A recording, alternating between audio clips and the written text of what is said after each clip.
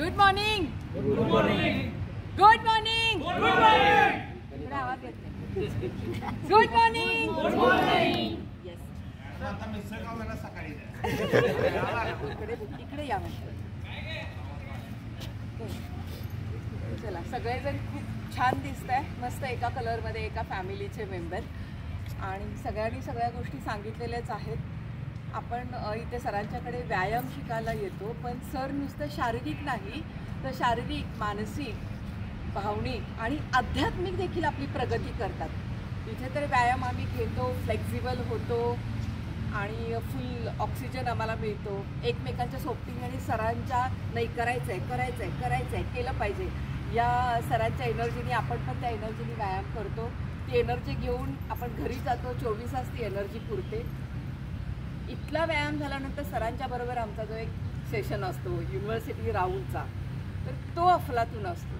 म्हणजे मला तो सगळ्यात जास्त आवडतो, कारण तिथे आपलं नॉलेज कुणीही कोणाला देत असते, पण मला माझ्या मनातल्या प्रश्नांना उत्तर मिळतं. आणि म्हणून मी सतत सरांना लहान मुलांसारखा अखंड प्रश्न विचारत असते, सरांना बोलती करत असते, कारण मला जे मी कुठे अडली आहे त्याच्यातून मला पुढे जायला मार्ग सर दाखवतात.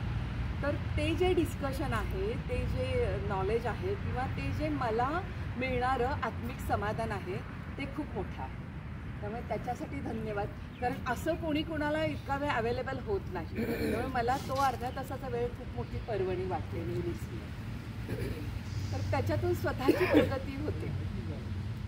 आणखी काय आता म्हणजे सरांना आई अंबाबाईच्या चरणी आरोग्य मिळो, आणि सरांना ते मिळत आहे. आपल्यासाठी सर पुन्हा पुन्हा तिथेपर्यंत त्या डोअरपर्यंत जाऊन पुन्हा, म्हणजे आपली पॉवर इतकी आहे की सर त्या डोअरपर्यंत जाऊन पुन्हा आपल्यासाठी परत एनर्जेटिक येऊन आपल्याला व्यायाम शिकवण्यासाठी उभे आहेत. आणि सर जे काही धोबी पचाड व्यायाम घेतात, मला सगळेजण बाहेर विचारतात की काय व्यायाम असतो.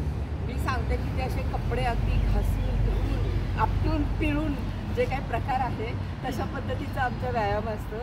तर हा असा धोबी पचाड व्यायाम घेण्यासाठी सरांना तेवढीच एनर्जी, तेवढंच आरोग्य लाभो हीच आजच्या दिनी ईश्वरचरणी प्रार्थना.